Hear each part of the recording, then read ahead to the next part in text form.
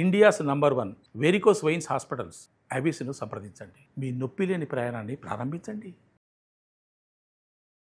నమస్తే రమగారు. నమస్తే జయ. రమగారు, మనకి నాగపంచమి ఉంటుంది. నాగపంచమి యొక్క విశిష్టత. శ్రావణ శుద్ధ పంచమి. ఈ శుద్ధ పంచమి నాడు నాగారాధన, సర్పారాధన విశేషంగా చెప్తారు. మామూలుగా మనం నాగులు చవితి చేస్తాం. తర్వాత సుబ్రహ్మణ్య ఆరాధనకి మనం సుబ్బరాయ షష్ఠి, స్కంద షష్ఠి అంట, కంద షష్ఠి అని రాస్తారు, చేసుకుంటాం. అలాగే ఈ రోజును కూడా మనం నాగారాధన చేసుకోవచ్చు. పుట్టకి వెళ్ళి పాలు పోయటమే కాకుండా మనం ఇంట్లో పొట్ట చేసుకుని పాలు పోసుకోవచ్చు. తర్వాత దేవాలయాల్లో ఈ జంట పాములు సుబ్రహ్మణ్య ప్రతిష్ఠ చేస్తారు, నాగప్రతిష్ఠ. ఆ నాగప్రతిష్ఠ చేసిన నాగులకి కూడా మనం పాలు పోసి నమస్కారం చేసుకోవచ్చు. ఇది విశేషమైన రోజుగా చెప్తారు. సర్ప పూజ మళ్ళీ ఎవరెవరికి అని అనంతుడు, వాసుకి ఇట్లా ఉన్నారు కదా నాగులు, మహానాగులు, వాళ్ళందరి పేర్లు చెప్పి కూడా చేసుకోవచ్చు. పుట్టకే వెళ్ళాల్సిన అవసరం లేదు. అవకాశం ఉంటే పుట్టకు కూడా వెళ్ళి రావచ్చు. ఇంట్లో అయినా పూజ చేసుకోవచ్చు. దీన్ని సుబ్రహ్మణ్య ఆరాధనగా కూడా తీసుకోవచ్చు. మనం సుబ్రహ్మణ్య అష్టకం చెప్తారు, అష్టకం చదువుకోవచ్చు. సర్పాలకి, నాగులకే ప్రత్యేకమైన నవనాగ స్తోత్రం అని ఒక ప్రత్యేక స్తోత్రం ఉంది, అది చేసుకోవచ్చు. ఉదంకుడు చేసినటువంటి నాగస్తుతి, ఉదంకుడు నాగస్తుతి అటు తెలుగులోను సంస్కృతంలోనూ ఉంది, వ్యాస భారతంలోనూ ఉంది, తెలుగు భారతంలో కూడా ఉంది. 2 స్తోత్రాలు కూడా మంచివి. ఈ నాగారాధన ఏంటంటే ప్రముఖంగా సంతానం కోసం చెప్తారు. ఒక్కొక్కళ్ళకి ఒక రకమైన సర్పదోషాలు ఉంటాయి జయ. ఈ సర్పదోషాల్లో వీళ్ళకి ఏం చెప్తారంటే చెవిలో నుంచి చీము గారటం, చెవిలో పసు పట్టింది అంటే, పసు వస్తుంది, చెవిలో చీము పట్టింది అంటే 100% నాగదోషమే. మన పెద్దవాళ్ళు అలాగే చెప్తారు. నాగారాధన చేస్తే ఈ సమస్య తీరుతుందని చెప్తారు.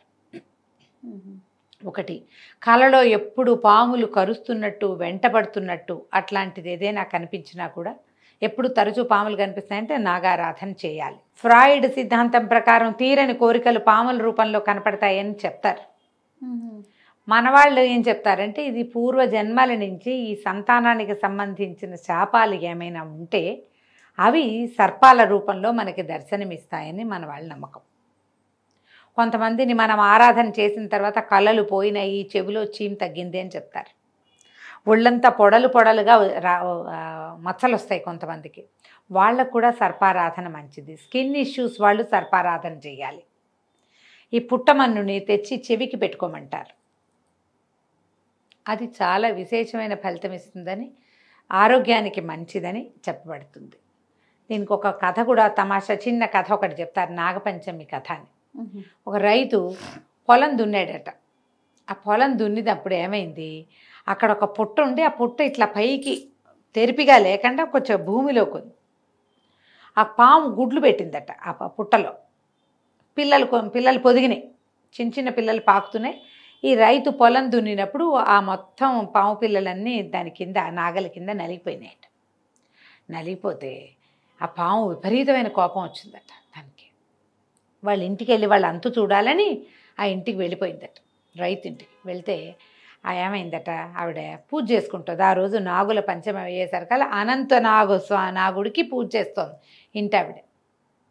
వాళ్ళు బయటికి రాలా, లోపల తమ జాతి వాడే పెద్దవాడికి పూజ జరుగుతుంది కదా, సర్పం వేచి ఉందిట.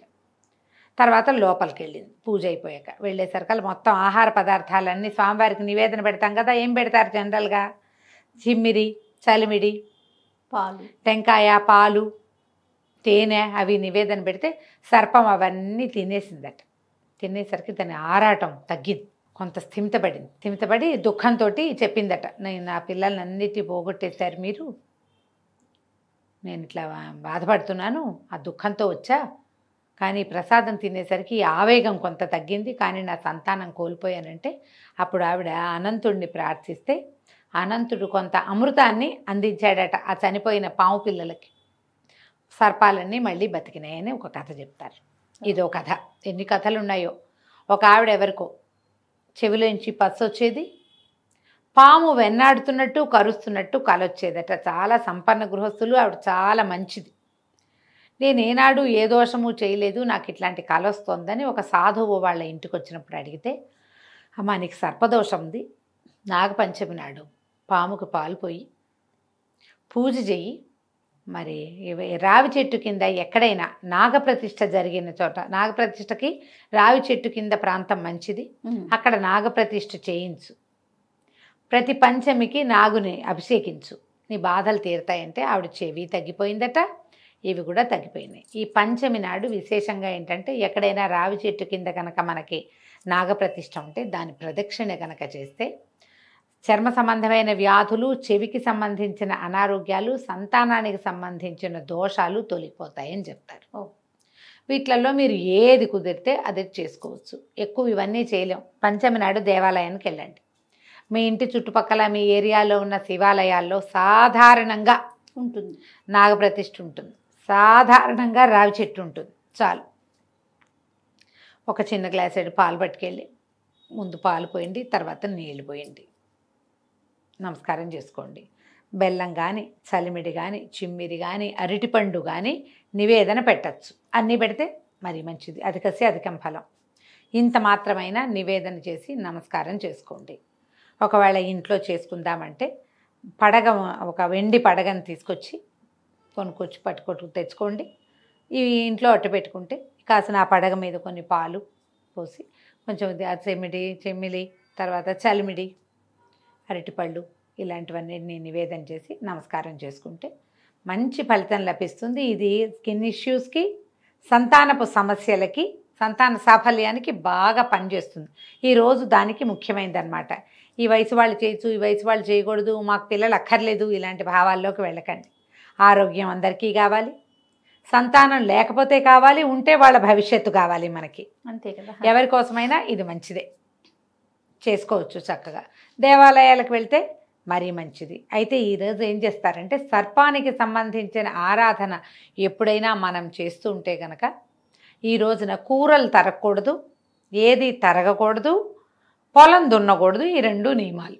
మీరు పూజ చేసుకునేటట్టయితే తరిగిన కూర తినద్దు, మీరు తరగద్దు. ఎందుకంటే ఇప్పుడు కూరలు అవి తరిగేటప్పుడు బెండకాయల్లోనో వంకాయల్లోనో చిన్న పురుగులు ఉంటే తరగబడతాయి, అవి కట్ అయిపోతాయి. అది మంచిది కాదు. అందుకని కూరలు తరగద్దు, తరిగిన కూర కూడా తినద్దు. ఇది నియమం. ఏముంది, పాలకూర తుంపి కూరల్లో వేసుకోవచ్చు, ఆలుగడ్డలు కుక్కర్లో పెట్టి ఉడికాక చక్కగా ఒలిచేసి చేసుకోవచ్చు, చామదుంపల కూర చేసుకోవచ్చు, పప్పు వండుకోవచ్చు, హాయిగా ముద్దపప్పు వండుకోవచ్చు.